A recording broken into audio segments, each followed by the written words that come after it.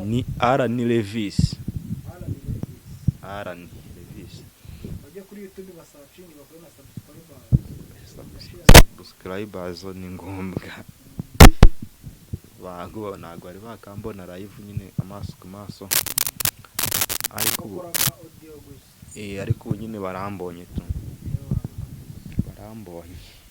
Urarekodinze rero indirimbo irarangiye. Niye hit nubwo atari cyane. Urarekodinze muri studio indirimbo irarangiye. Ujya kuyizana ukicara hamwe ukiyumva. Kawe nyine Allan wumvisha umeze ute muri wowe? Narayizanye nyine kubw'amahirwe mba nkijyanye mu isoko rya Kimironko. Isoko rya Kimironko uri indirimbo yanjye barayikina no muri gare nyine tu. Indirimbo yanjye barayikina nubwo idasipotinze cyane ari ahantu inyura. Abantu bari mu isoko buri rya Kimironko abenshi barahize nubwo batazi nyirayo. Ako wenda barahita bavuga ati nyirayo n'uyu nguyu. Nahise numva ari ibintu bimeze fresh nyine. Vuga ati wapi nta bintu byo gucika intege. Kuri channel umaze kugira indirimbo zingahe? Hariho za ndirimbo ebyiri ntago zirarenga. Indirimbo ebyiri. Yeah. Ariko muri studio nyine tugiye zirimo. Okay, noneho urabona nk'ubu kugira ngo umenyekane muri entertainment. Isa nk'izo ebyiri noneho harimo iyo bita nshatse nazivuga amazina. Harimo indirimbo enye. Harimo iyo bita bimauna. Yego. Ni igiswahili. Hari iyo bita uzaho uri mushya.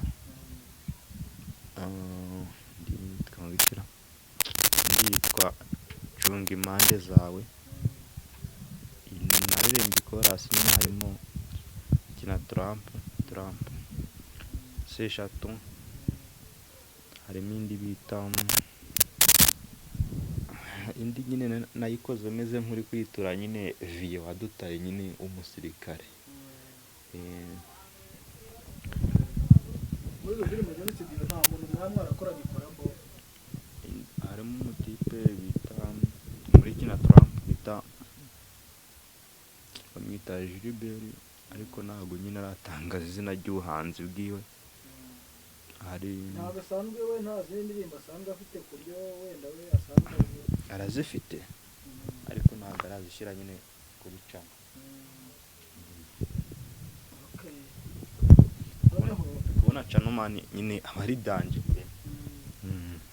Bina bintu nyine bisemberaga bisaba kuka. Noneho nk'ikintu nk'inama nakugira aho ngaho nk'izo ndirimbo ziri muri studio.